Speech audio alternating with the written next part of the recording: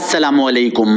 زه غفران الله یم او د وخت تاسو د یو اهم خبر نه خبرو چې په سوات تحصیلي مټه کې د زهرلا خوراک له وجې د ماشومانو په شمول د زنانه او د یو سړي حالت چې د غیر شوی دی چې د هغې وروسته هغوی مټي هسپتال ته منتقل شوي دي.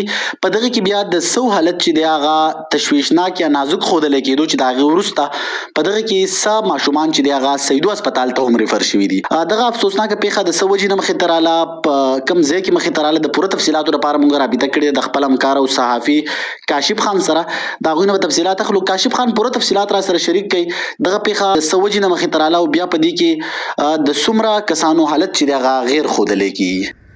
جی بالکل غفران الله صاحب، دغه یوه ناخوشګواره واقعه نن په تحصیلي مټه کې مخې ته راغلې وه چې د مختلف کلو سره تعلق لرونکي څه ماشومانو او څه مشرانو زهریله بوټي خوړلي وو. بیا په موقع باندې هغوی مټي هسپتال ته راوړی شوي وو. په هغې کې د دریو ماشومانو تعلق د مټي خریړۍ سره ویلی کېږي چې په هغې کې یوه شایسته بیبي چې د هغې عمر 5 سال دی، بله ملایکه بیبي چې د هغې عمر هم 5 سال ویلی کېږي، او بل ورسره معاذ خان چې د هغه عمر هم 7-8 سال دی. دې درېو واړو ماشومانو په پټي کې زهریله بوټي خوړلي. د دې نه علاوه یو زنانه، یو نارینه او یوه ماشومه چې هغوی په غر کې د دوایي په غرض باندې څه بوټي خوړلي وو، او د دې نه علاوه یوه ماشومه د برطانیې چې په خپل کور کې یو زهریله بوټی خوړلی و. په موقع باندې دغه اووه کسان چې دی هغوی مټي هسپتال ته راوړی شوي وو. بیا په دغه کې د دریو ماشومانو حالت چې دی لږ سیریس و. هغوی په موقع باندې سیدو هسپتال ته ریفر کړي دي او هغوی هلته کې زیر علاج دي. د علاقې خلکو ته دغه خبر دی چې د خپلو ماشومانو باندې نظر وساتي، ولې چې په دغه پټي کې